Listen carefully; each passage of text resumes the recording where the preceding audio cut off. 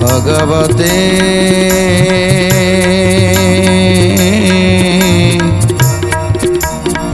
वासुदेवाय।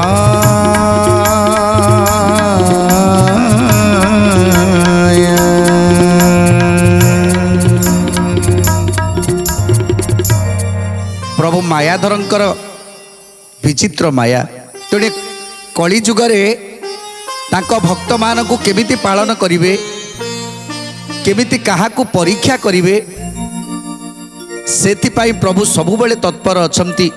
कसटी पत्थर रे समस्त को कसी कसी आज परीक्षा करुछंती। प्रभु जगतर नाथ जगन्नाथ आज समस्त को परीक्षा करुछंती। आमे आम जीवन ही गोटे गोटे परीक्षा, प्रत्येक मनीष परीक्षा दे चली। केतेबेले से उत्तीर्ण हो जाउछि तो केतेबेले पुणी से विफल हो जाउछि। तेणु ए मनीष केबे चाहुनी जे मो परीक्षा रे उत्तीर्ण हुए, कहीं पाठ पढ़िले ही उत्तीर्ण हुअंती, पाठ पढ़िले पास करती। आ जदि पाठ न पढ़ी था से कॉपी के आसरा करूँ, किंतु कॉपी जिते न पाती से निरूपा हो जाती, खाता किसी न लेखिकी सेमती छाड़ी दियंती। सेमती मनीष जीवनटा सैया जे आम प्रति मुहूर्त परीक्षा दौरान, आउ से परीक्षा नौकती स्वयं अनादि नारायण। जितेबाला द्वापर जुगरे प्रभु कृष्ण अवतार रे राधा आदि 16 सहस्र गोपी मान को एमिति भाव में परीक्षा करुले, गोपाल मान को एमिति भाव में परीक्षा करुले। तेणु से भक्तिर शक्ति केते देखा चाहूले, भक्तिर केते मात्रा ताकर भक्ति अच्छी प्रभु पाखरे, से कथा को प्रभु प्रति मुहूर्त परीक्षा करुले। तेणु राधाराणी की परीक्षा करते। समस्त गोप गोपाळुणी माने जितेबाला राधा को कलंक बोलीदेले जे कहीं कृष्ण को प्रेम रे सी बाई अच्छी, तेणु कृष्ण को नहीं अनेक कथा जिते कुरटना कले, से प्रभु श्रीकृष्ण कौन करते ना राधाराणी सती परीक्षा पाई प्रभु माया करते। दिने माँ कोल शोइथिबा समय अचेत हो गले, जिते जी डाकिले भी शुणिलेनी। तेणु कौन होइछि बोली समस्त आज गोपपुर सारा हुरी पड़गला। प्रभु मायाधर परीक्षा करने को चाहूले, देखा जे प्रकृत रे समस्ते कहते आम भगवान को भल पाऊ, भगवान को भल पाऊ। आम जीवन कृष्ण आमर जीवन, कृष्ण आमर प्राण। सतरे कृष्ण को पाई कहा प्राण कांदिबो आज मु देखी। तेणु मायाधर माया करदेले, आज माँ को कोल मूर्छित हो गले। बलराम डाकिले शुणिलेनी, जशोदा माँ डाकिले शुणिलेनी, गोप बालक मैंने डाकिले शुणिलेनी। कई डाकुंट समस्ते डाकुंट, समस्ते डाकुंट, कहा डाक तांको कान बाजुनी। समस्ते भो भो कांदुंट। माँ जशोदा जिते डाकिले भी शुणु ना, से माँ आज भो भो कांदुंट। गोपपुर रे कांदर लहरी खेली जाइए, कहीं कृष्ण कौन सी उत्तर दौना। से ही समय प्रभु निजे जड़े वैद्य रूप धरी आसी पहुँची जाइछंती जशोदा मंदिर रे। तेणु जशोदा मंदिर रे आसी पहुँची जाइछंती वैद्य। माँ जशोदा पचारुछंती तमे किए? सेतेबेले छद्मवेशी कहउछंती, माँ मु परा तुम पुअर सांग, मो ना होची मुरली। आ मु आसीची शुणिली जेतेबेले तुम पुअर देह खराब अच्छी, सेतेबेले मु धाई आसीची। तेणु माँ जशोदा आनंदरे गदगद है आज कहते, बाबूरे मो पुओ कथा कहूनी कहीं, मो पुओ डाक शुणुनी कहीं, कौन है तार? आज छद्मवेशी प्रभु नारायण कौन कहते, ए आसुणी जशोदा सन देले आनी, वैद्य बेशे बसिले देव चक्र पाणी। वैद्य बेशे बसिले देव चक्र पाणी, वैद्य बेशे बसिले देव चक्र पाणी। आसने बसीण बोले तब पुत्र आनी, ରାଧିକାର କୋଳେ ଦିଅ ମୋର ବାକ୍ୟ ମାନି ରାଧିକାର କୋଳେ ଦିଅ ମୋର ବାକ୍ୟ ମାନେ ରାଧିକାର କୋଳେ ଦିଅ ମୋର ବାକ୍ୟ ମାନେ। ତେଣୁ ଯେତେବେଳେ ବୈଦ୍ୟ ଆସି ପହଞ୍ଚିଗଲେ ମା ଯଶୋଦା ପଚାରୁଛନ୍ତି ମୋ ପୁଅ କଥା କହୁନି କାହିଁକି?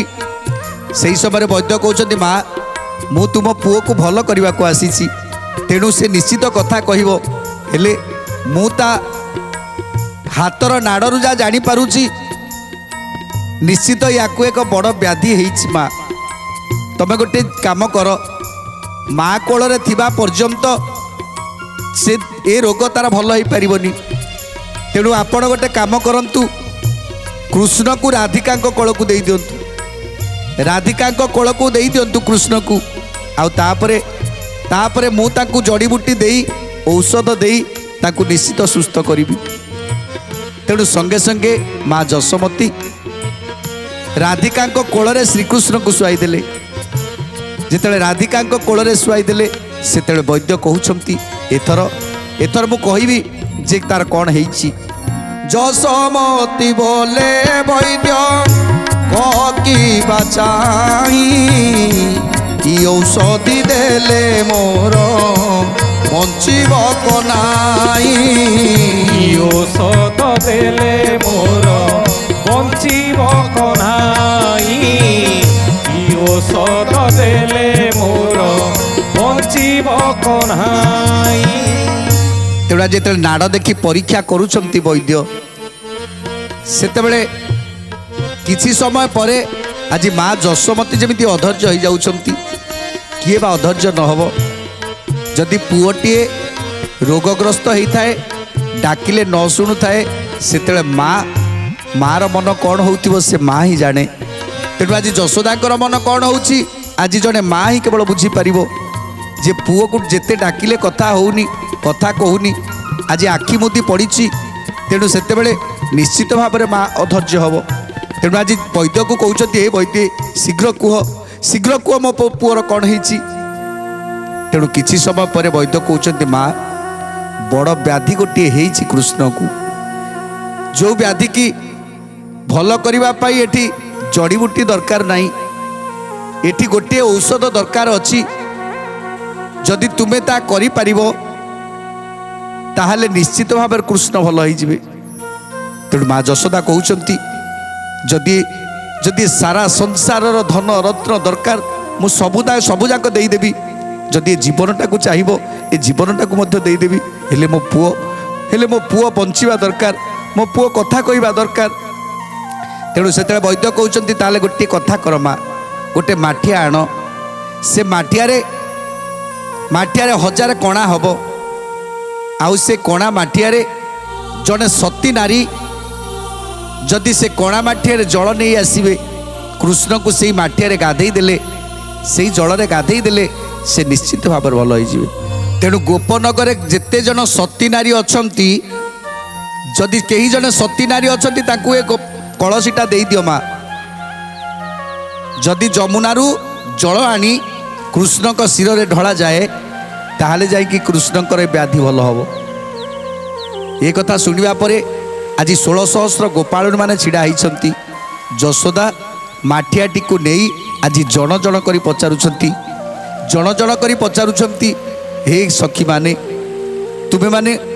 ତୁମମାନଙ୍କ ଭିତରୁ କିଏ କଳସୀ ନେଇକି ଯିବ କୁହ, କିଏ କଳସୀ ନେଇକି ଯିବ ଆଉ ସେଥିରେ ଜଳ ଆଣିଲେ ମୋ ପୁଅ ବଞ୍ଚିବ। ଯେତେବେଳେ ସମସ୍ତଙ୍କୁ ଜଣ ଜଣ କରି ପଚାରୁଛନ୍ତି ସମସ୍ତେ ମୁଣ୍ଡ ତଳକୁ କରୁଛନ୍ତି।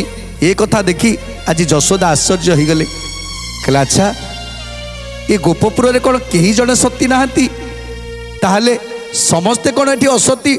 ଯଶୋଦାଙ୍କ ଆଖିରେ ଆଉ ଲୁହ ରହିଲାନି, କାନ୍ଦି କାନ୍ଦି କହୁଛନ୍ତି ଯଦି କେହି ସତୀ ନାରୀ ନାହାନ୍ତି ତାହେଲେ ମୋ ପୁଅକୁ ମୁଁ ତ ଆଉ ପାଇବିନି, ମୁଁ କ'ଣ କରିବି? କାନ୍ଦୁଛନ୍ତି ମା ଯଶୋଦା। ତେଣୁ ପ୍ରଥମେ ଯଶୋମତୀ ଯେତେବେଳେ ସମସ୍ତଙ୍କ ପାଦ ତଳେ ପଡ଼ୁଛନ୍ତି, ରାଧାରାଣୀଙ୍କର ଶାଶୁ ନଣନ୍ଦ ଏ ଦୁଇ ଜଣକୁ ସମସ୍ତେ ସମସ୍ତେ ହସ୍ତଠାରି କହିଲେ ଯେ ଏ ଦୁଇ ଜଣ ହେଉଛନ୍ତି ଏକମାତ୍ର ସତୀ, ଏଇମାନଙ୍କୁ ଜଳ ଦେଇଦିଅନ୍ତୁ, ଏ ମାଠିଆଟି ଏଇମାନଙ୍କୁ ଦେଇଦିଅନ୍ତୁ, ଏଇମାନେ ଜଳ ଆଣିବେ। କାରଣ ପ୍ରତିଦିନ ରାଧିକାକୁ ସବୁବେଳେ ଅସତୀ ଅସତୀ ବୋଲି କହୁଛନ୍ତି, ରାଧିକାକୁ ସମସ୍ତେ କହୁଛନ୍ତି ଅସତୀ। ତାହେଲେ ରାଧିକା ଯଦି ଅସତୀ ତାହେଲେ ତାଙ୍କର ଶାଶୁ ନଣନ୍ଦ ଦୁଇ ଜଣ ମଧ୍ୟ ସତୀ ହେଇଥିବେ। ଯଦି ସତୀ ହେଇଥିବେ ତାହେଲେ ତାହେଲେ କଣା ମାଠିଆରେ ଜଳ ନିଶ୍ଚିତ ଭରିକି ଆଣିବେ, ଆଉ କୃଷ୍ଣଙ୍କ ଶିରରେ ଢଳା ହେଲେ କୃଷ୍ଣଙ୍କର ଏ ବ୍ୟାଧି ଭଲ ହେବ। ଏ କଥା ଶୁଣି ଜଟିଳା ଏବେ ତାଙ୍କ ଝିଅ କୁଟିଳାକୁ ପଠାଉଛନ୍ତି ଯେ ମାଲୋ ତୁ ତ ମୋର ସତୀ ଝିଅଟା, ତୁ ଗୋଟେ କାମ କର, ଏ ମାଠିଆଟାକୁ ନେଇ ଯମୁନା ଜଳରୁ ମାଠିଏ ଜଳ ନେଇ ଆସ। ତେଣୁ ଜଟିଳା ଯେତେବେଳେ କୁଟିଳାକୁ କହୁଛନ୍ତି ମାରେ ତୁ ମୋର ଏକମାତ୍ର ସତୀ, ତେଣୁ ତୁ ନିଶ୍ଚିତ ଭାବରେ କୃଷ୍ଣକୁ ବଞ୍ଚେଇ ପାରିବୁ। ତେଣୁ କୁଟିଳା ସଙ୍ଗେ ସଙ୍ଗେ ମାଠିଆଟିକୁ ଧରି ମୁଣ୍ଡରେ ମୁଣ୍ଡେଇ ଆଜି ମନେ ମନେ ଚିନ୍ତା କରୁଛି, ଏତେ ଲୋକ ଏ ଗୋପପୁରରେ ଏତେ ଲୋକ ଥିଲେ ସମସ୍ତେ କ'ଣ ଅସତୀ? କେବଳ ଯାହା ହଉ ମୁଁ ଏକମାତ୍ର ସତୀ। ତେଣୁ ମୁଣ୍ଡରେ ମାଠିଆ ମୁଣ୍ଡେଇ ଆଜି ଯାଉଛନ୍ତି ଯମୁନାକୁ ଯାଉଛନ୍ତି ଜଳ ନେଇକି ଆସିବେ। ଜଟିଳା କରି ନ ଦୟା କନ୍ୟା ପଠାଇଲେ, କଳସୀ ଧରି ମୁଣ୍ଡରେ ମୁରୁକି ହସିଲେ, କଳସୀ ଧରି ମୁଣ୍ଡରେ ମୁରୁକି ହସିଲେ, କଳସୀ ଧରି ମୁଣ୍ଡରେ ମୁରୁକି ହସିଲେ। ଏତେ ନାରୀ ଗଣ ଥାଉ ଆମ୍ଭକୁ କହିଲେ, ଆମ୍ଭର ସମାନ ସତୀ ନାହିଁ ଭୂମଣ୍ଡଳେ। ଜୟ ଜୟ ଜଗନ୍ନାଥ ଜଗତର ନାଥ, ଜୟ ଜୟ ଜଗନ୍ନାଥ ଅନାଥର ନାଥ। ତେଣୁ ଆଜି କୁଟିଳା କ'ଣ କଲା ନା ଆନନ୍ଦ ମନରେ ଯମୁନାକୁ ଚାଲିଗଲା। ଯମୁନାରେ ଯାଇ ଯେତେ କଳା ସେ ଯେଉଁ ସହସ୍ର ଛିଦ୍ର ଥିବା ମାଠିଆ ଭିତରେ ଯେତେବେଳେ ପାଣି ଭରୁଛି, ସେତେବେଳେ ମାଠିଆରୁ ସେ ସହସ୍ର ଛିଦ୍ର ବାଟେ ପାଣି ଗଳି ସେ ନିଜେ ଓଦା ହେଇଯାଉଛି, ନିଜେ ଭିଜି ଯାଉଛି। ତେଣୁ ଚିନ୍ତା କରୁଛନ୍ତି ମୁଁ କ'ଣ କରିବି, ମୁଁ ଯଦି ପାଣି ନ ନେଇକି ଯିବି ତାହେଲେ ଗୋପପୁରରେ ମୋତେ ସମସ୍ତେ ଅସତୀ ବୋଲି କହିବେ, ସମସ୍ତେ ଟାହି ଟାପରା କରିବେ, ମୁଁ କ'ଣ କରିବି? ନାଇଁ ନାଇଁ ମୋତେ ଯେମିତି ହେଲେ ନେବାକୁ ପଡ଼ିବ। ତେଣୁ ଏମିତି ଅନେକ ଥର ଚେଷ୍ଟା କଲା ପରେ ପୁଣି ଥରେ ସେ ଜଳକୁ ନେଇ ଯେତେବେଳେ ମୁଣ୍ଡରେ ମୁଣ୍ଡେଇ ଯାଇ ପହଞ୍ଚି ଯାଇଛି ଯଶୋଦାଙ୍କ ନିକଟରେ, ସେତେବେଳେ ଦେଖିଲେ ମାଠିଆଟି କେବଳ ଖାଲି ଅଛି, ମାଠିଆରେ ବୁନ୍ଦାଏ ବି ଜଳ ନାହିଁ। ତେଣୁ ଏ କଥା ଦେଖି ଆଜି ସମସ୍ତ ଗୋପୀମାନେ ସମସ୍ତ ଗୋପାଳୁମାନେ ଆଜି ସମସ୍ତେ ହସୁଛନ୍ତି। କାକରେ ଘଟ ଘେନିଣ ଅତି ବେଗେ ଚଳେ, ଯାଉ ଯାଉ ପଥ ମଧେ ଜଳ ପଡ଼େ ତଳେ। ଜୟ ଜୟ ଜଗନ୍ନାଥ ଜଗତର ନାଥ, ଜୟ ଜୟ ଜଗନ୍ନାଥ ଅନାଥର ନାଥ।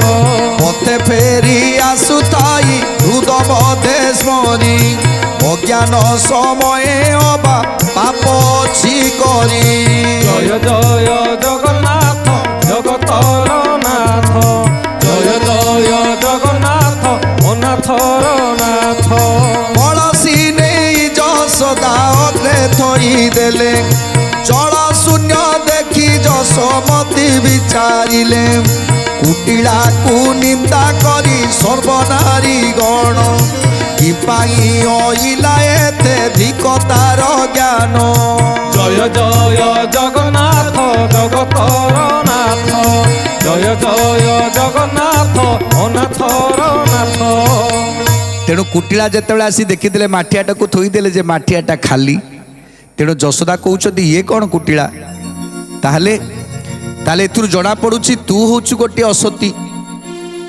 কুটিলা তলকু মুহ করে চিন্তা করছি যে মো জীবନରେ তো কিছু ভুল করিনি, বোধহুଏ বাল্যকাଳରେ যদি কিছু ভুল করে থাইপারে, নিশ্চিত কিছু ভুল অছি মোর, সেইপাই বোধে মো জল কলসিরে জল রহিলানি। আজ সমস্ত গোপাଳୀ মানে কହୁଛନ୍ତି এ অসতীକୁ কেই তা মুহ চাহিবানি, কেই তাহার মুহ চাহনি। এ কথা শুনি তাঙ্কর মাতা জটিলা চিন্তা করুଛନ୍ତି নাই মু তো সতী, তেণু মু যাচ্ছি জল নেইকি আসবি। সে মাঠিয়াটিকে ধরি আজ জটিলা চালিগলে। ইয়া শুনি জটিলা কাখে কলসিকু নেই, যমুনা নদীর তীরে প্রবেশিলা যাই। জয় জয় জগন্নাথ জগতর নাথ,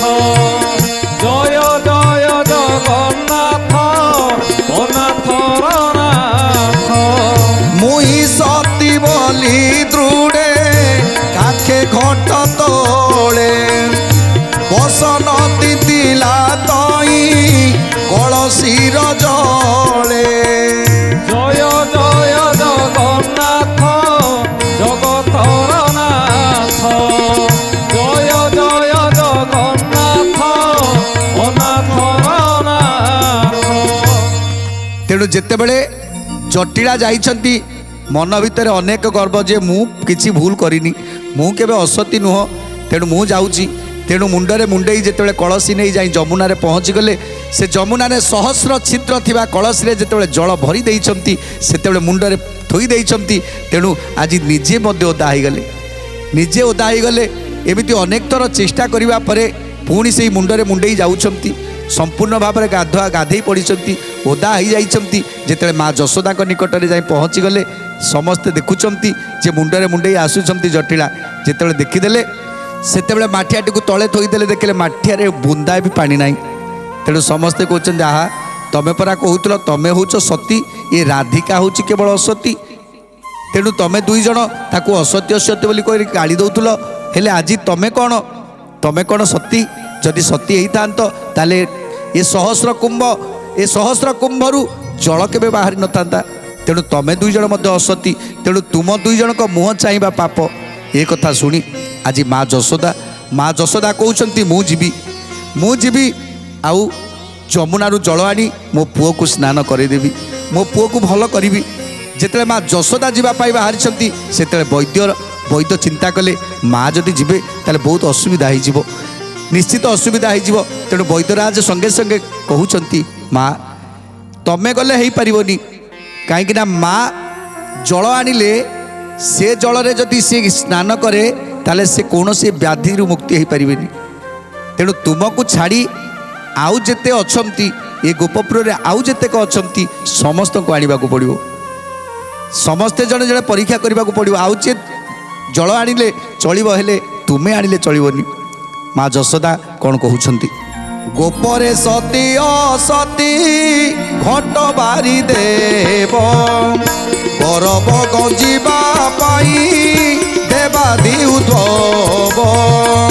জয় জয় জগন্নাথ জগতর নাথ, জয় জয় জগন্নাথ অনাথর নাথ।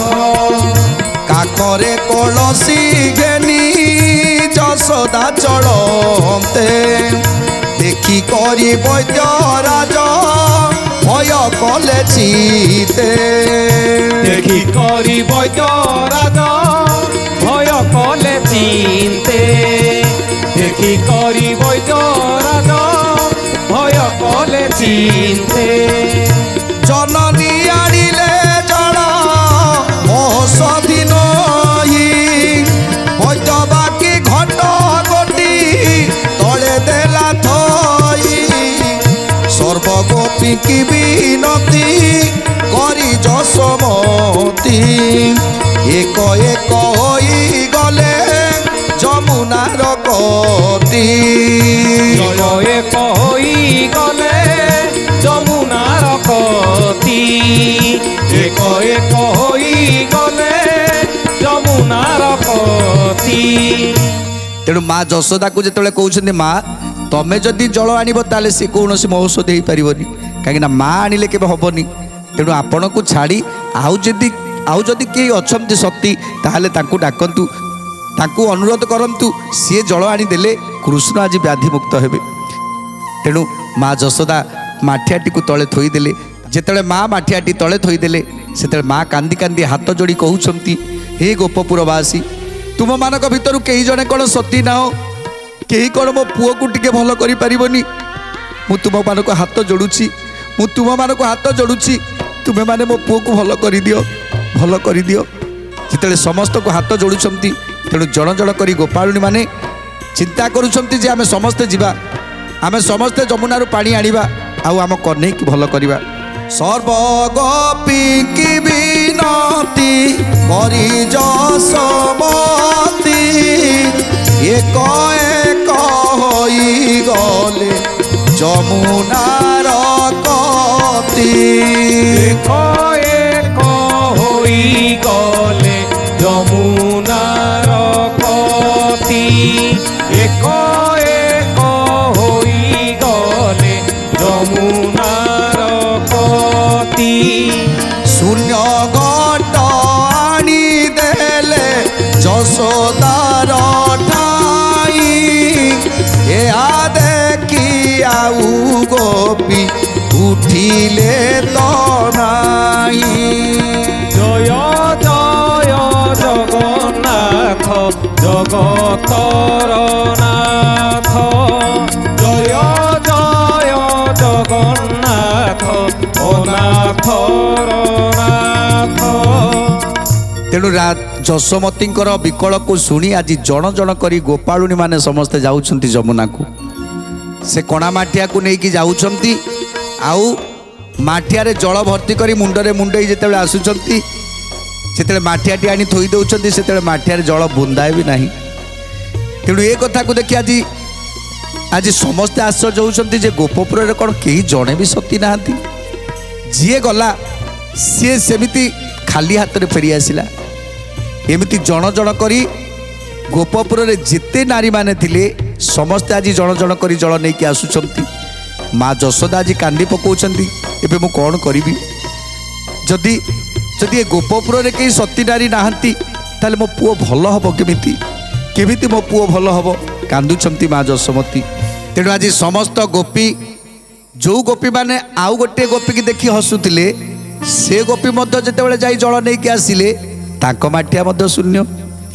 ତେଣୁ ସିଏ ଯେତେବେଳେ ତଳକୁ ମୁଣ୍ଡ କରିଦେଲେ ତାଙ୍କ ପାଖରେ ଆଉ ଯେଉଁ ଗୋପୀ ଥିଲେ ସିଏ ମଧ୍ୟ ଦେଖିକି ହସୁଥିଲା, ତାଙ୍କୁ ମଧ୍ୟ ମାଠିଆ ଦିଆଗଲା। ଏମିତି ଯେତେବେଳେ ଜଣ ଜଣ କରି ଯିଏ ବି ଉପହାସ କରୁଥିଲେ, ଯାହାକୁ ଉପହାସ କରୁଥିଲେ ସିଏ ଭାବୁଥିଲା ମୋ ଠାରୁ ସତୀ ଦୁନିଆରେ କେହି ନାହିଁ, ସିଏ କହିଲା ମୋ ଠାରୁ ସତୀ ଦୁନିଆରେ କେହି ନାହିଁ। ଯେତେବେଳେ ସମସ୍ତେ କହୁଥିଲେ ଯେ ମୁଁ ସତୀ ମୁଁ ସତୀ ମୁଁ ସତୀ ବୋଲି, କିନ୍ତୁ ଆଜି ସେଇ ଗୋଟିଏ ମାଠିଆ କେବଳ ପ୍ରମାଣ କରିବ। ଆଜି ବୈଦ୍ୟ କହୁଛନ୍ତି ଏଇ ଗୋଟିଏ ମାଠିଆ କେବଳ ପ୍ରମାଣ କରିବ ସତୀ ଆଉ ଅସତୀର ପରୀକ୍ଷା କରିବ। ତେଣୁ କିଏ ସତୀ ଆଉ କିଏ ଅସତୀ ଆଜି ମାଠିଆଟି କେବଳ ପରୀକ୍ଷା କରିବ। ତେଣୁ ଯେତେ ଗୋପରେ 16,000 ଗୋପବାଳୀ ମାନେ ଅଛ ସମସ୍ତଙ୍କୁ ଦିଆଗଲା ମାଠିଆ, ଆଉ ସମସ୍ତେ ଜଣ ଜଣ କରି ଆସିଲେ, ହେଲେ ମାଠିଆଟି ଶୂନ୍ୟ ରହିଗଲା। ସହସ୍ର ଛିଦ୍ର କୁମ୍ଭ, ସେ ସହସ୍ର ଛିଦ୍ର କୁମ୍ଭରେ ଜଳ ବୁନ୍ଦାଏ ବି ନାହିଁ। ତେଣୁ କେମିତି କୃଷ୍ଣକୁ ଅଭିଷେକ ହେବ ଆଉ କୃଷ୍ଣ ଭଲ ହେବେ? କାହିଁକିନା କୃଷ୍ଣକୁ ଯେଉଁ ବ୍ୟାଧି ହେଇଛି ସିଏ କେବଳ ଜଣେ ସତୀ ନାରୀର ଜଳ କଳସୀରେ ହିଁ ତାର ବ୍ୟାଧି ମୁକ୍ତ ହେବ। ତେଣୁ ଏବେ କ'ଣ କରାଯିବ? ସମସ୍ତେ ଯେତେବେଳେ ନିରୁପାୟ ହେଇଗଲେ ସମସ୍ତେ ଏବେ ଡାକୁଛନ୍ତି ହେ ବୈଦ୍ୟରାଜ ଏବେ ଆମେ କ'ଣ କରିବା? ସତୀ ନାରୀ କେଉଁଠୁ ଆସିବ ଆଉ ଆମ କନେଇ ଭଲ ହେବ?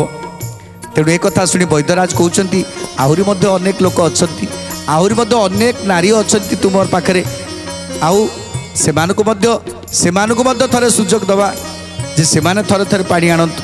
ତାପରେ କ'ଣ ହେଲା ସୁନ୍ଦର କଥା ଜାଣିବା ପରବର୍ତ୍ତୀ ଅଧ୍ୟାୟରେ। ଆଜି ତ ସମୟ ଇସାରା ଦେଲାଣି, ଆଜି ପାଇଁ ବାଣୀକୁ ବିରାମ ଦେବା, ଟିକେ ପ୍ରଭୁଙ୍କର ନାମ ସଂକୀର୍ତ୍ତନ କରି ଆଜିର କାର୍ଯ୍ୟକ୍ରମକୁ ସମାପ୍ତ କରିବା। শ্রীকৃষ্ণ গোবিন্দ হরে মুরারে হে নাথ নারায়ণ বাসুদেব। শ্রীকৃষ্ণ গোবিন্দ হরে মুরারি হে নাথ নারায়ণ বাসুদেব। ভজ শ্রীকৃষ্ণ গোবিন্দ হরে মুরারে হে নাথ নারায়ণ বাসুদেব। ভজ শ্রীকৃষ্ণ গোবিন্দ হরে মুরারি হে নাথ নারায়ণ বাসুদেব। রাধে কৃষ্ণ রাধে কৃষ্ণ রাধে রাধে রাধে কৃষ্ণ রাধে কৃষ্ণ রাধে কৃষ্ণ রাধে রাধে রাধে কৃষ্ণ রাধে কৃষ্ণ রাধে কৃষ্ণ রাধে রাধে রাধে কৃষ্ণ রাধে কৃষ্ণ রাধে কৃষ্ণ রাধে রাধে রাধে কৃষ্ণ। ভজ শ্রীকৃষ্ণ গোবিন্দ হরে মুরারে হে নাথ নারায়ণ বাসুদেব। ভজ শ্রীকৃষ্ণ গোবিন্দ হরে মুরারি হে নাথ নারায়ণ বাসুদেব।